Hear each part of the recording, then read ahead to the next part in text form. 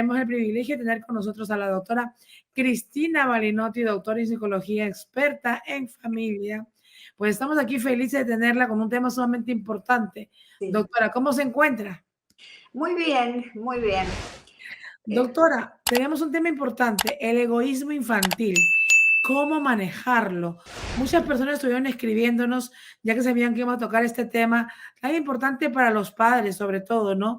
¿Cómo pueden manejar este tema en los niños? Exacto. Bueno, primero tenemos que saber, primero buenas tardes para todos, un abrazo.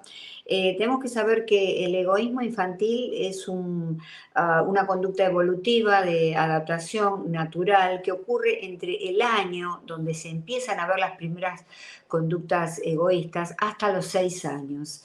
Recién de 2 a 3 años empieza el niño a reconocer algunas emociones propias y de los demás, pero muy poquito, muy tenuemente.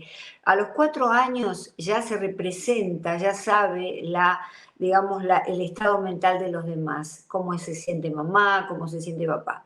Pero es recién a los 6 años donde aparece la empatía, es decir, la autorregulación de las emociones. Si el otro llora, yo también me muevo con él. Son esto de ir y venir de las emociones humanas.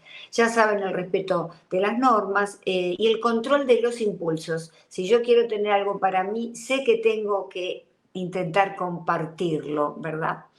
Ahora, esto ocurre porque, bueno, se le enseña del nacimiento a los 6 años la moral social. La moral es diferente en cada sociedad, particularmente si hablamos de sociedades de Oriente o de Occidente. Pero bueno, cada padre le enseña esa moral. Básicamente, casi todas las sociedades tienen que contemplar, para poder evolucionar y dar individuos sanos a la sociedad, manejar bien el egoísmo. Ahora, ¿por qué el niño es tan egoísta entre el año y los 6 años? Bueno, porque hay un cerebro muy inmaduro en el área prefrontal, que es el área donde se controlan los impulsos, la planificación, el pensamiento. Esa zona no está desarrollada. También hay causas genéticas. Tú sabes que Richard Dawkins, escribió un libro muy interesante que se llama El gen egoísta, las bases de la conducta biológica. Resulta que él dice que el hombre es egoísta por naturaleza porque los genes son egoístas. ¿Qué quiere decir esto? Que desde el comienzo, que las moléculas se dividieron y empezaron a formar los genes, el gen tenía que ser muy preservado para sí mismo, muy egoísta, para poder transmitir la herencia genética, porque el fin de la vida, en definitiva, es la transmisión y la supervivencia del ADN. Entonces, por lo tanto, nosotros tenemos esa traza evolutiva genética también. Y luego está el Departamento de Psicología de la Universidad Hebrea, el doctor Nafo, que nos dice, Ariel Nafo, que nos dice que existe un gen que se llama ABPR1, que estimula a una hormona denominada vasopresina arginina. Esta, a su vez, impacta y estimula las zonas del cerebro correspondientes al altruismo, porque el altruismo en sí tiene una zona que está detrás de las orejas en el encuentro con los lóbulos parietales y temporales. Vale decir que la persona altruista, digamos, tiene aumentado el estímulo de esta hormona y del gen. Y este gen no estaría tan presente en las personas altamente egoístas. Ahora, ¿cómo se profundiza todo esto? ¿Por qué hay individuos que después de los 6 años, aún teniendo a lo mejor detrás de las orejas el sistema del altruismo desarrollado, por qué son egoístas? ¿Y aquí interviene la crianza, Marilyn? ¿Por qué? Porque hubo un gran investigador que se llamó Bird, un bioquímico, que descubrió la epigenética. Epi es arriba de la genética, el valor de la influencia del ambiente, de la crianza en nuestros niños, ¿verdad? ¿Por qué? Porque él dice que altera los genes. Si un niño viene con un gen guerrero, que es el gen violento, que ya se ha descubierto, y nosotros le damos un ambiente altamente tranquilo, de paz y de apego sano, ese gen se apaga. Ahora, si ese niño con el gen guerrero se cría en un ambiente violento, el gen se prende. Es decir, que la epigenética es como un switch, ¿eh? Por eso es importante darle siempre un tipo de ambiente cálido, con un estilo que no sea agresivo, porque además se descubre que las personas muy egoístas tienen altos niveles de dopamina, de norepinefrina, de cortisol, muy elevados. Y eso se debe a la crianza. Porque cuando yo crío a mi hijo en un ambiente a los gritos, pegándole o pegándome con mi marido agresivo, se dispara la dopamina, que es la hormona principal que va a liderar las conexiones del cerebro. Va a ser un chico agresivo, ya va a ser desde chico agresivo, que no se lo puede contener, porque está en un ambiente agresivo. Estamos hablando de la psicología. Hay patologías psicológicas que pueden provocar esta agresividad en los niños, pero dentro de lo que es lo normal, digamos, por decirlo así, o lo que es la norma. Entonces, los niños tienen que ser criados con mucha tranquilidad para que esas conexiones sean, ocurran a través de la serotonina, que es una hormona que calma, ¿verdad? Entonces, qué importante hablar de la crianza y, por supuesto, cómo hacemos para que un chico sea menos egoísta. Bueno, eh, tenemos que fomentar la cooperación en la casa, ya desde chiquito, ¿eh? Apenas camina, lleva las servilletitas a la mesa, no vamos a darle nada pesado. O alcanzar la revista a papá o a mamá, que vea que nosotros también hacemos cosas por los demás, en un ambiente en donde él hace de alguna manera lo que ve hacer en los padres. Con los amigos también, eso es muy importante. Enseñarle la solidaridad, a compartir también. No vamos a decirle tienes que compartir y punto, porque bueno, los adultos también tenemos cosas que no compartimos con los demás y otras que sí. Entonces, le preguntamos, ¿cuál es el juguete que te quieres quedar? Ese no lo compartimos, pero los otros sí lo vamos a compartir, ¿eh? Vamos a compartirlo con los amiguitos cuando vienen a jugar, con tus primitos, si los llevas al colegio, muy importante, o al jardín, ¿verdad? Enseñarles a fomentar la empatía, es decir, para eso nos ponemos en el lugar del niño, no lo criticamos, sino que lo vamos guiando, como yo te decía antes, a ver cuál es el juguetito que más te quieres quedar, para que se pongan los zapatos del otro. Los padres, si tienen un voluntariado y no estamos en época de pandemia, llevarlo al voluntariado, llevarlo a hospitales donde los niños están realmente pasando enfermedades y problemas. Es decir, mostrarle el otro lado de la realidad. Por supuesto, el ejemplo, esto que yo te digo, el ejemplo, la generosidad es como una fuente, y entonces si los padres tienen esa fuente, ¿verdad? Eh, funcionando, el niño inmediatamente lo va a imitar. ¿Por qué? Porque tenemos hormonas, siempre lo hablamos, perdón, neuronas espejo en el cerebro que facilitan la educación vicaria, que ya hablamos, que es la educación por el ejemplo. Pero además, lo que no hablamos nunca es que estas neuronas espejo facilitan la resonancia neuronal. ¿Qué quiere decir? Que el niño puede sentir la emoción del otro. Es decir, que vamos a ver que el egoísmo infantil lo podemos manejar teniendo en cuenta que es una traza evolutiva, es algo evolutivo, pero que puede manejarse muy bien con algunas técnicas de enseñanza para el niño.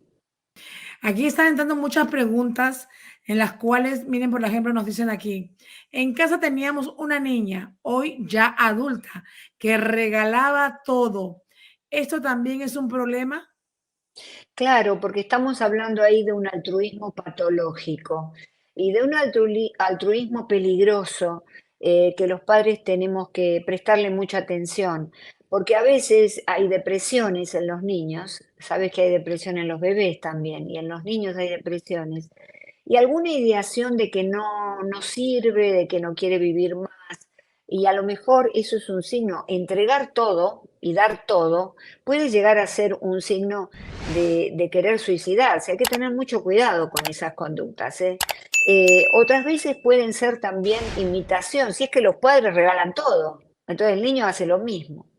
Atención, hay que conocer la personalidad de la familia, ¿m? De cómo funcionamos en ese todo holístico que somos la familia. ¿Por qué? Porque, como dice el holístico, el todo siempre es más importante que la suma de las partes. ¿Cuáles son las partes? Los miembros de la familia.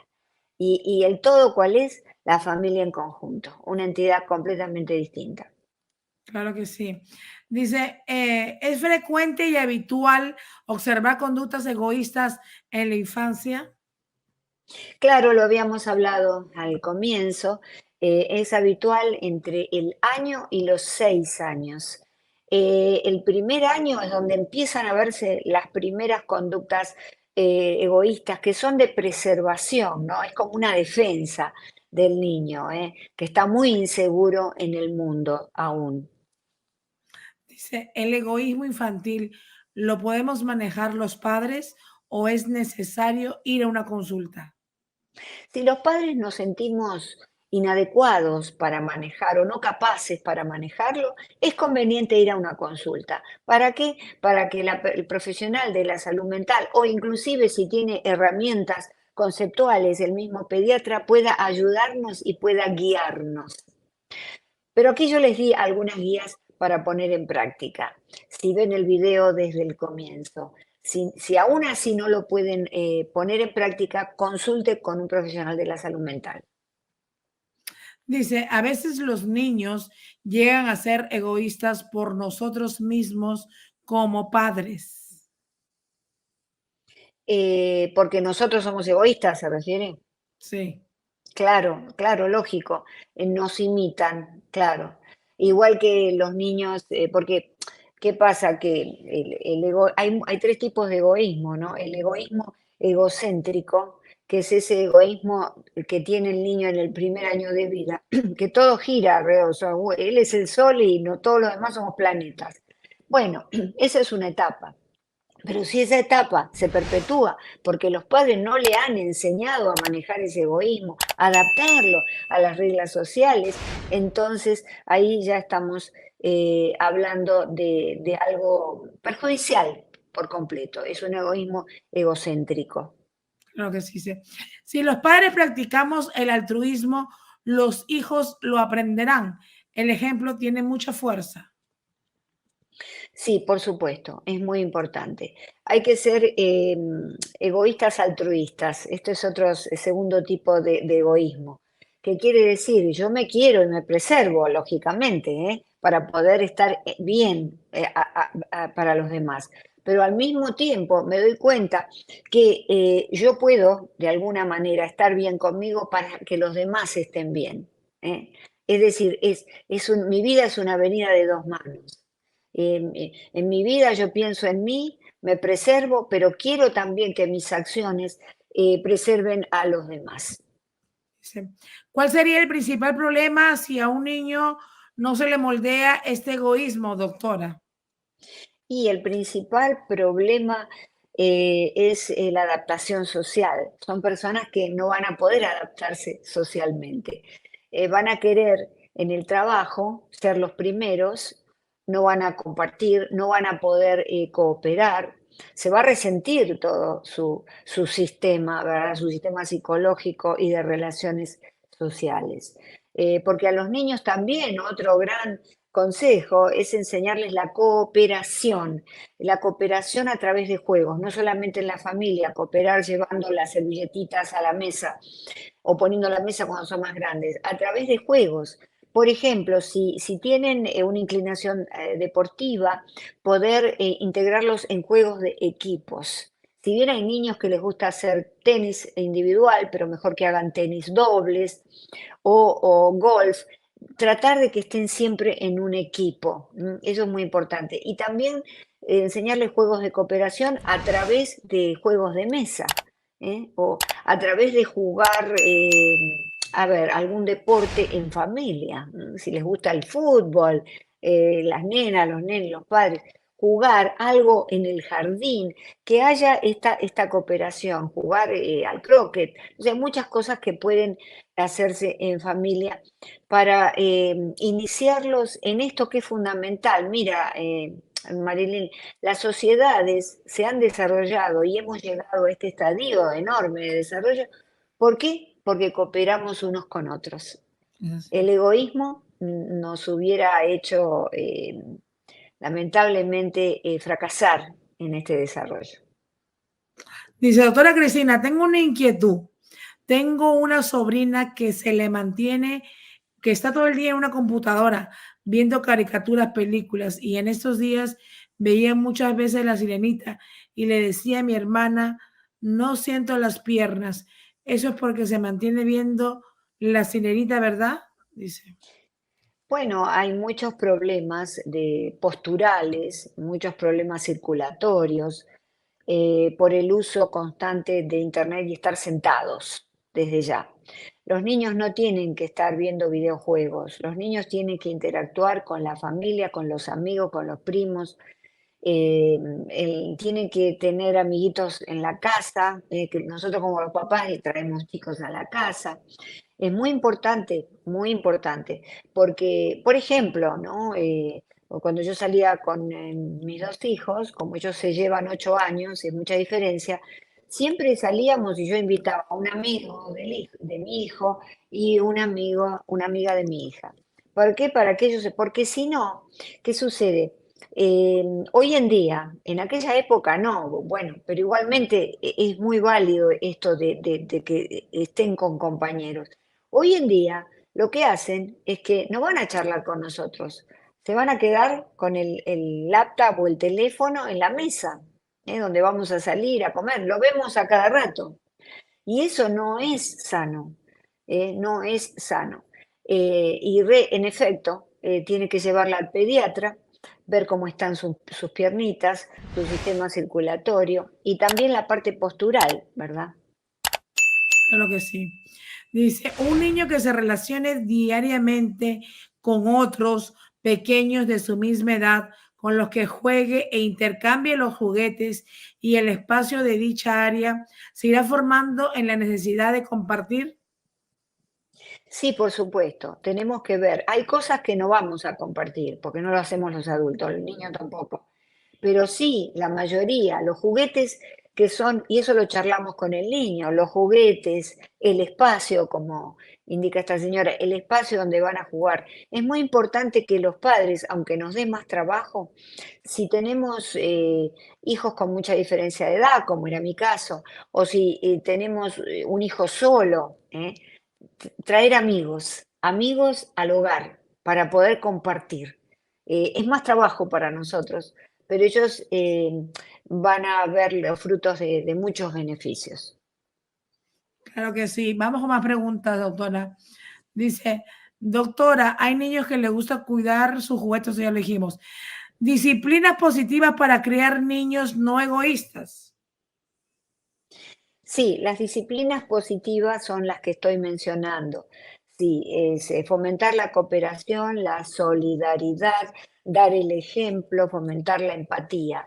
Todo eso es muy importante y lo comenté al comienzo, la manera en que hay que hacerlo. Los padres tenemos que estar muy atentos y poner en práctica estas cosas desde pequeños, desde pequeños. Ya empieza a caminar, bueno, llévale esta cosita, esta hojita a tu papá, aunque el padre no lo necesite, pero ella sabe que está colaborando con el hogar, ¿verdad?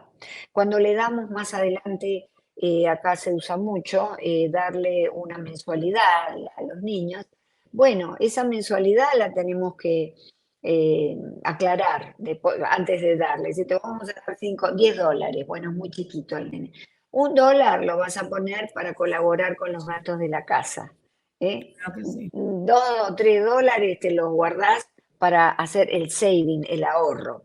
Y otros lo gastás. Vale decir, le vamos dividiendo el dinero, se lo damos, pero no solo le enseñamos el buen uso del dinero, sino también que le estamos enseñando a colaborar con el hogar. Muy importante, dice Ariana Batista, tomando nota de todos sus consejos, doctora Cristina Balinotti. Gracias. Muchas gracias, dice. Doctor, excelente tema, gracias por aclarar nuestras dudas. Le escriben por aquí, doctora. Como siempre, Gracias. también queremos invitar a que todos vayan al canal de la doctora Cristina Balinotti en unifamilia.com en YouTube, donde podrán encontrar este y muchos programas más. Doctora, por acá nos escriben, acá dicen, doctora, ¿cómo hago con mi niño de 5 años que no quiere compartir nada, ni siquiera conmigo, que soy su mamá? Bueno, habrá que ver cómo transcurrieron los primeros 5 años de la vida del niño. Recordemos que los años en donde los niños aprenden todo es del año a los 6 años. Entonces ahora tenemos que apresurarnos. ¿Qué hacemos con el niño de 5 años? No le podemos imponer, no podemos imponerlo porque no vamos a ganar nada. Intentemos ubicarlo en actividades grupales. Comencemos a hacer juegos de mesa en donde él pierda y gane y tenga que interactuar con mamá, papá, los hermanos. Es muy importante eso. Después, por ejemplo, salir a andar en bicicleta y decirle, me tenés que llevar esto, o tenés que ayudar a mamá con una, digamos, en la bicicleta se llevan a veces cosas necesarias, como por ejemplo el termo para tomar agua y otros adminículos, y que él pueda llevar o ella algo. Es decir, ahora es un proceso muy lento, no podemos imponerlo, pero tenemos un año, de 5 a 6 años, tenemos que poner manos a la obra. Si estamos, iniciar un voluntariado es ideal, ayudar a alguien o un asilo de ancianos, podemos llevarlo. Desde pequeños tienen que ir viendo esas cosas. Que se involucren, claro que sí. Doctora Cristina, como siempre, un placer tenerla con nosotros cada miércoles con temas tan importantes. Muchas personas mandándole muchos saludos a usted por estar con nosotros esta tarde y estaremos siempre Igualmente. ahí en medida de lo posible con temas que ayude, obviamente, siempre a la familia y el crecimiento de ella. Exacto, sí, porque en realidad si no somos buenos padres, no importa qué otra cosa hagamos, aunque lleguemos a la presidencia de un país. La tarea más importante que define a un ser humano cuando tenemos hijos es ser padres. Es así, doctora. Gracias, doctora, por estar con nosotros esta tarde. Dios mediante estaremos la próxima semana. Invitamos a que todos vayan al canal de la doctora Cristina Balinotti, unifamilia.com en YouTube. Gracias, doctora, que tenga una feliz tarde. Un abrazo para ti y tu audiencia. Hasta la próxima semana.